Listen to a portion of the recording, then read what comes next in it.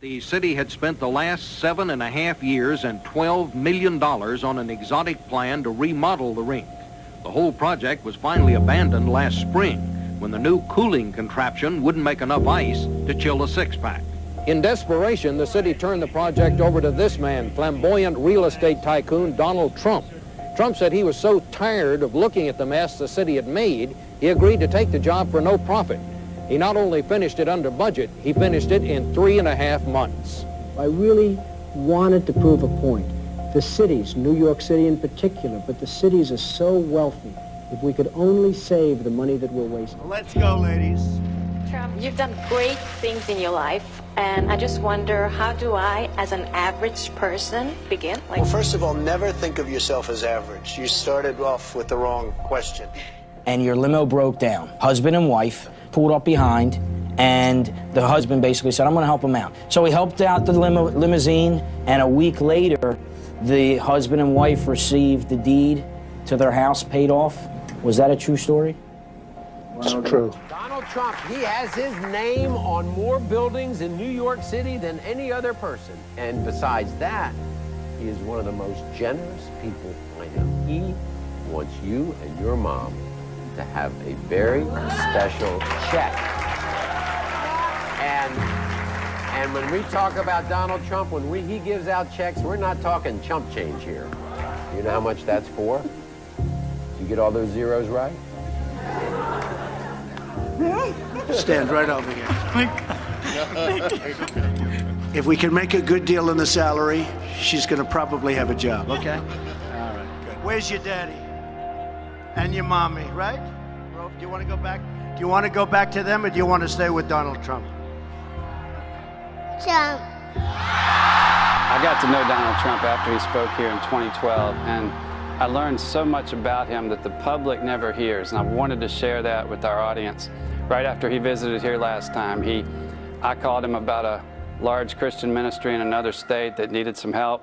I learned within a day or two he had donated $100,000 of his own money. He learned about Clyde Frazier Jr., who ran the Harlem Hoops tournament in the inner city and was killed in the 9/11 attacks, and he searched down the family, and he donated the money to keep that tournament going. Example after example like that of just generosity that never made it into the public's eye. You take care of yourself. I'll see you soon. All right? This sounds like political presidential talk to me. And I know people have talked to you about whether or not you want to run. Would you ever? Probably not. But I do get tired of seeing the country ripped off. Why would you not?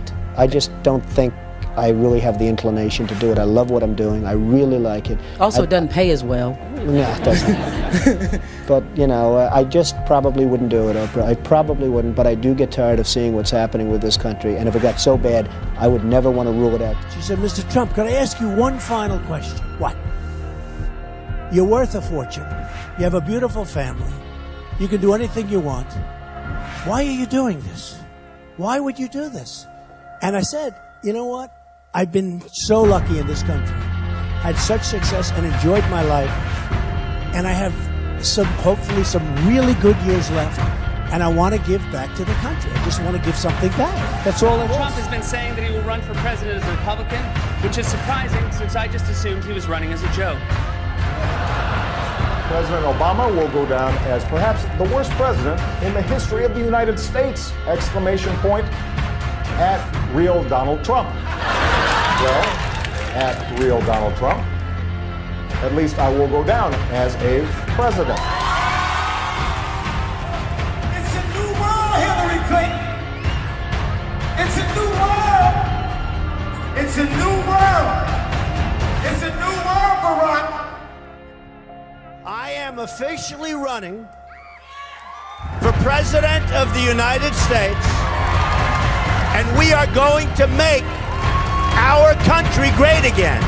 Over the course of your life, you will find that things are not always fair. You will find that things happen to you that you do not deserve and that are not always warranted.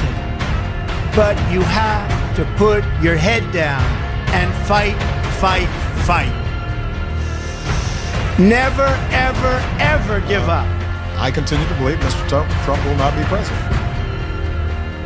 And the reason is because I have a lot of faith in the American people. Our movement is about replacing a failed and corrupt political establishment with a new government controlled by you, the American people. This is a struggle for the survival of our nation. This election will determine whether we are a free nation or whether we have only the illusion of democracy, but are in fact controlled by a small handful of global special interests rigging the system. What truly matters is not which party controls our government, but whether our government is controlled by the people. Because today, we are not merely transferring power from one administration to another, or from one party to another, but we are transferring power from Washington, D.C., and giving it back to you, the people. As President of the United States, my highest loyalty, my greatest compassion, my constant concern is for America's children, America's struggling workers, and America's forgotten communities. I want our youth to grow up, to achieve great things. I want our poor to have their chance to rise. And the sacred duty of every elected official in this chamber is to defend Americans, to protect their safety, their families, their communities, and their right to the American dream. Because Americans are dreamers too. This is your time. If you work hard, if you believe in yourself, if you believe in America, then you can dream anything. You can be anything. And together, we can achieve absolutely anything.